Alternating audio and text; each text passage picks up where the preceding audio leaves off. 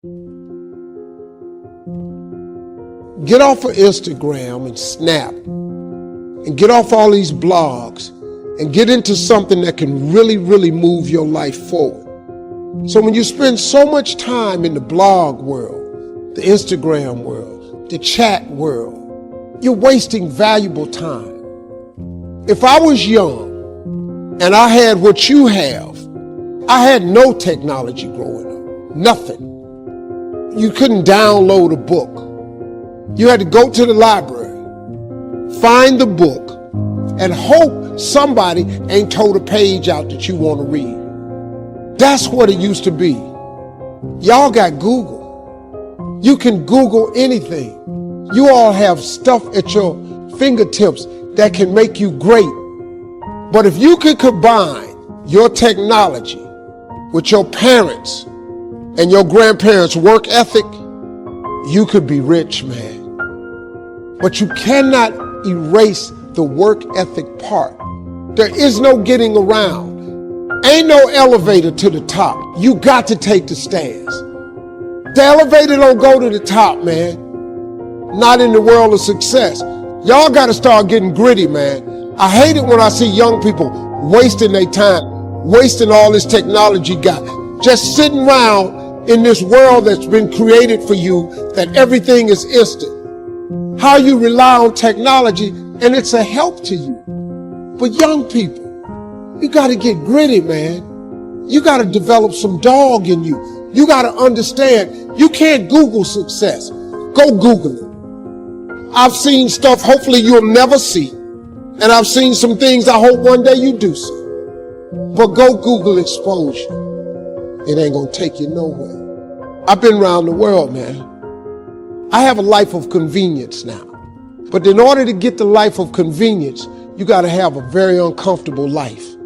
You got to get comfortable being uncomfortable. Stop trying to do everything the short way. Stop trying to figure out the easy way. I got news for you, man. It's not happening, young people. You got to get messed up sometime. You got to get dirty. You got to get your feelings hurt. You got to get disappointed. You got to get told no. But at least then, when I see somebody trying and I tell them no, I try to at least give them something else. See, I'm not going to hand you a fish sandwich. I'll teach you how to fish. See, most people want it easy. See, if you easy come, easy what? Easy go.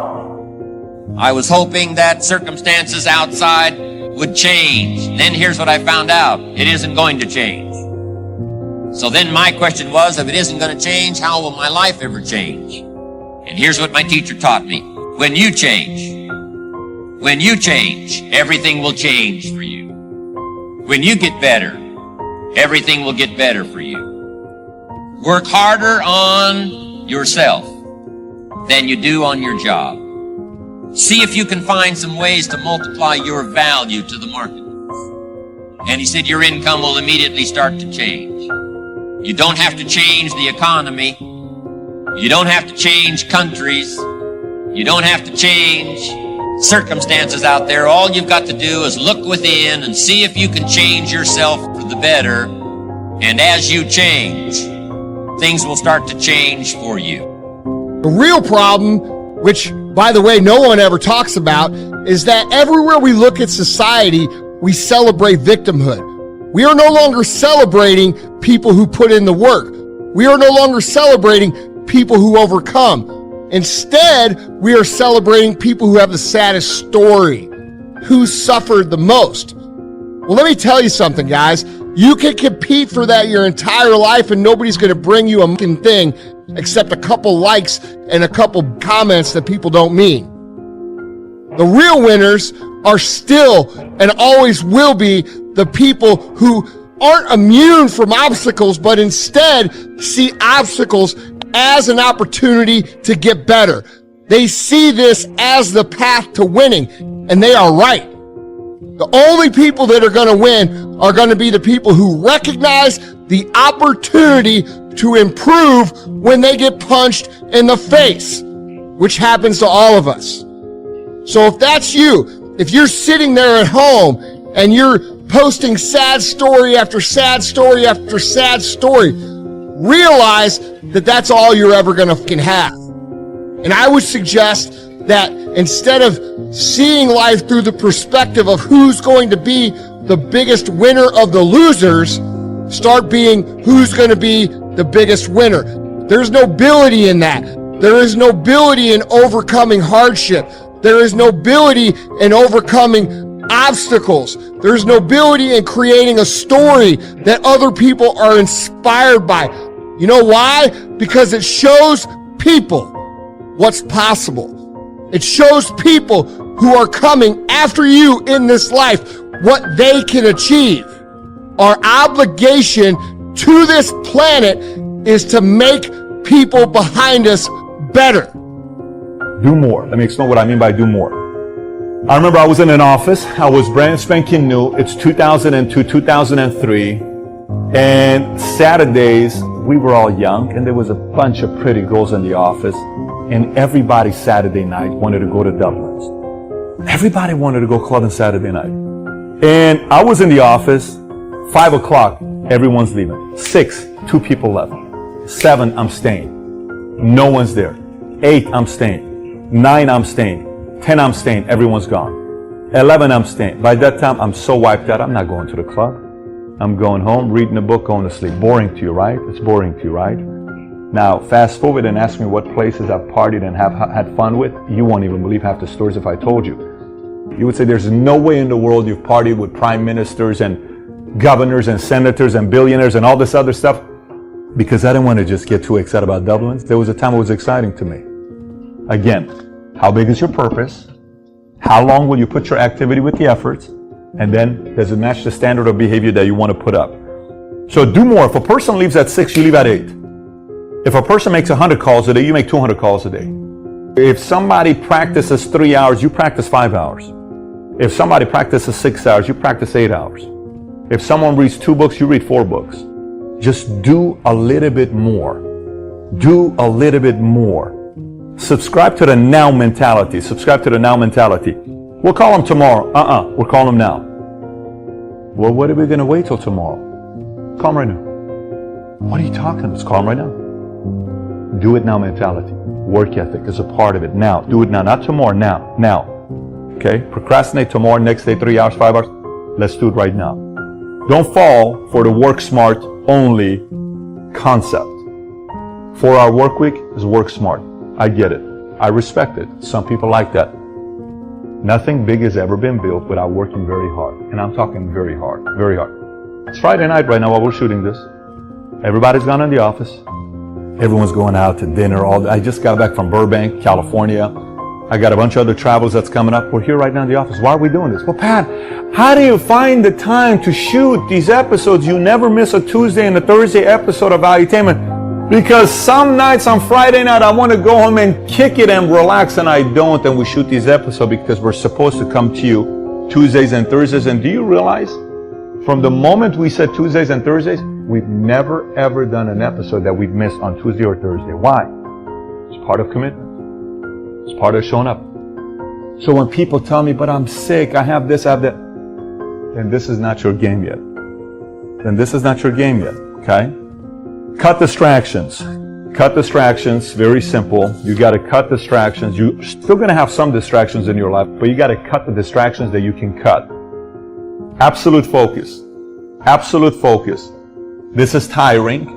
You got to train your mind to be focused. It's a muscle.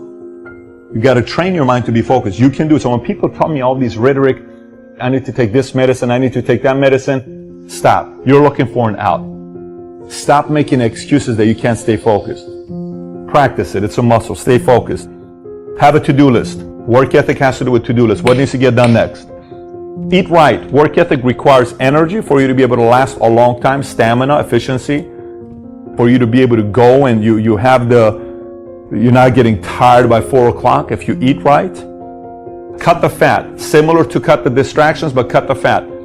There's a lot of fat. It's work you don't need to do. It's work that somebody else can do. It's work that makes you feel excited that you got stuff done. Not necessary. Didn't grow your business. You just want to go home saying you worked hard, but you didn't get nothing done. There are days that you work and you go home and say, what happened today to my business? How did the value of my business increase today? It didn't. but I feel like I work 10 hours. This one guy told me, I'm at the office every damn day, Patrick. He's screaming in my face. You're telling me I don't work that hard. How the hell can you be at the office 60 hours a week and in a month you only sell 4 of them? You tell me how. Tell me. You're telling me you're working hard. What do you mean you're working hard? You ain't working hard. Just because you're at the office doesn't mean you're working hard. Man, cut the fat. Turn off the Facebook. Turn off Snapchat. You're not focused. You need to cut the fat. Get smarter. More talented. I want you to get more talented. That's very tricky. That's unbelievably ideological advice. If I said, look, 2 extra hours of work actually has an impact on your success if that's what you're trying to achieve, that's practical. You don't have to, but it's controllable. Work ethic is controllable. Being born with talent is not.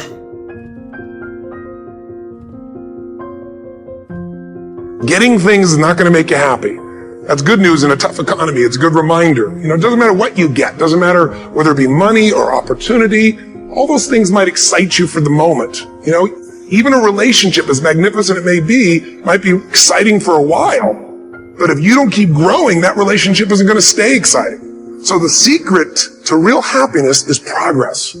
Progress equals happiness. And if we can make progress on a regular basis, we feel alive. And that's why at the beginning of the year, we get this thing like, okay, I can have this fresh start. I could really do what my soul desires. I could expand. I could grow. I could improve. I could change. Or maybe better than change, I could progress. See, think about that. Progress is an aliveness to it, doesn't it? You don't have to work at changing. People say all the time now, well, I'm working on changing. Don't worry about it. Change is automatic. Your body's going to change whether you want it or not as the years go by. And no matter how hard you work, there's going to be some changes going on there. And the economy is going to change no matter what you want it to do. The weather is going to change. Relationships are going to change. Everything in life is always changing. We don't have to work on change. Change is automatic, but progress is not.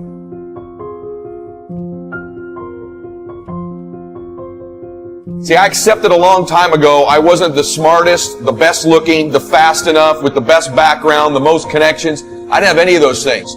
What I could control was my work ethic. You've heard me speak many times about outworking everybody, but I think that just feels good when we hear it, but most people don't take it seriously.